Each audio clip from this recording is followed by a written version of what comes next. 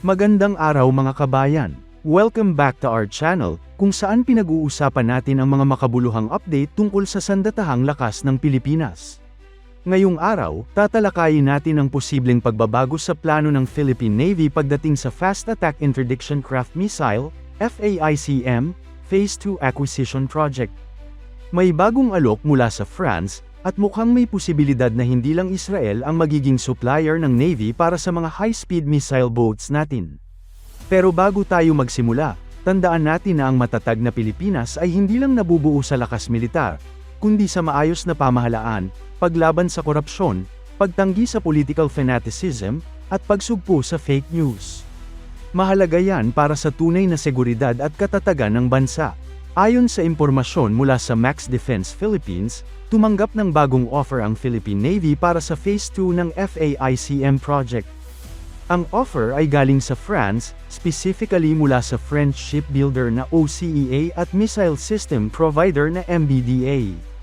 Ang kanilang panukala ay gumamit ng OCEA FPB-98 Mark II bilang platform, na lalagyan ng MBDA anti-ship missiles. Kung mapapansin ninyo, ito ay ibang approach kumpara sa kasalukuyang ginagamit na Shaldig Mark V ng Israel shipyards na may Spike NLOS missiles mula Rafael.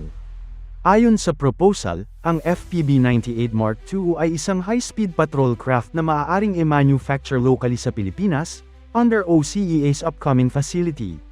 Ang nasabing facility ay bahagi ng mas malaking deal na nakapaloob din sa pag-supply ng FPB-110 class patrol boats para sa Philippine Coast Guard. Kung ito ay matuloy, hindi lang Navy ang makikinabang kundi pati ang local shipbuilding industry natin, isang malaking hakbang para sa defense self-reliance ng bansa. Makikita rin ang suporta sa proposal na ito noong Philmarine Expo 2025, kung saan nag-display ang OCEA ng isang scale model ng FPB-98 na may dalawang missile launchers sa likod. Hindi pa kumpirmado kung anong missile system ang eksaktong kasama sa offer ng MBDA, pero ayon sa Max Defense, malaki ang posibilidad na ito ay ang Marte Mark IIN o ang Marte-R anti-ship missiles. Ang mga missile na ito ay mas malakas at may mas mahabang range kumpara sa Spike NLOS. Ang Marte Mark IIN ay may estimated range na 30 kilometers, habang ang Marte-R ay pwedeng umabot ng 100 kilometers, mas angkop sa naval warfare at sea denial missions. Kung ikukumpara, ang Spike NLOS ay may maximum range na 30 kilometers, pero ito ay originally anti-tank missile, na inadapt lang para sa maritime platforms. Pagdating sa firepower, may malaking advantage ang Marte missiles dahil talaga itong anti-ship weapon.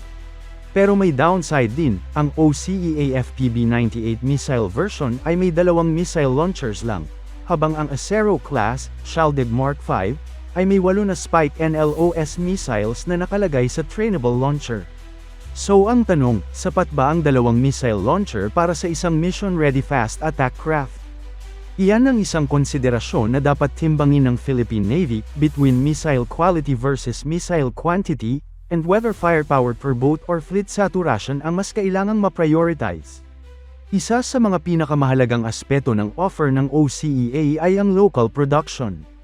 Kung matutuloy ito, maaaring makita natin ang unang missile-capable patrol boats na buo at gawa sa Pilipinas, sa tulong ng French technology at training.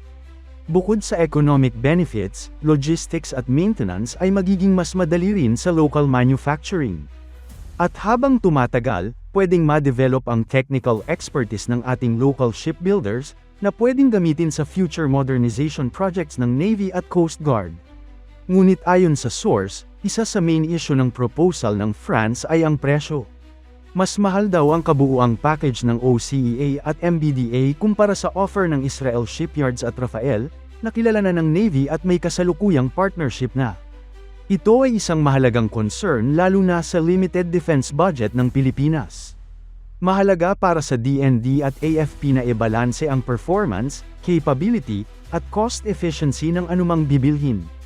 Kung capability lang ang pag-uusapan, malaki ang potential ng Marte-armed FPB-98 sa anti-access, area denial missions sa West Philippine Sea. Pero hindi rin basta-basta may iwan ang existing system ng Spike NLOS, na tested na at integrated na sa mga naval tactics ng Acero-class boats. Ang tanong, Pipili ba ang Philippine Navy ng mas makapangyarihang missile kahit kaunti ang bilang? O pananatiliin nila ang proven combo ng Shaldag platform na mas mura at mas marami ang missile load? Sa huli, ang desisyon ay nakasalalay sa kung anong klaseng capability ang gustong i-develop ng Philippine Navy, pinpoint strike versus long-range kill capability, quantity versus quality, at cost versus innovation. Bukod sa missile system, may isa pang malaking factor na tinitingnan ng Philippine Navy, interoperability at training adaptation. Kung pipiliin ng Navy ang French offer, kakailanganin nilang magsimula muli ng crew training program para sa OCEA FPB-98 platform, pati na rin sa paggamit ng MBDA missile system. Ibig sabihin, kahit maganda ang capability ng Marte missile, may dagdag na gastos at panahon para sa orientation, simulator acquisition, at live-fire trials. Samantalang sa Israeli Shaldag platform, sanay na ang Navy, dahil ilang taon na itong ginagamit at regular na isinasaayos kasama ng Rafael technicians. Dagdag pa rito, may mga rumors rin na ang OCEA FPB-98 hull ay mas light duty kumpara sa Shaldag Mark V na combat proven at ginagamit din ng ibang bansa sa real-world naval operations.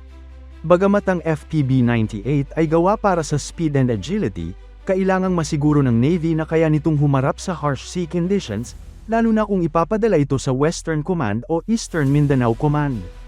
Hindi rin dapat kalimutan ang political dimension ng mga ganitong defense deals.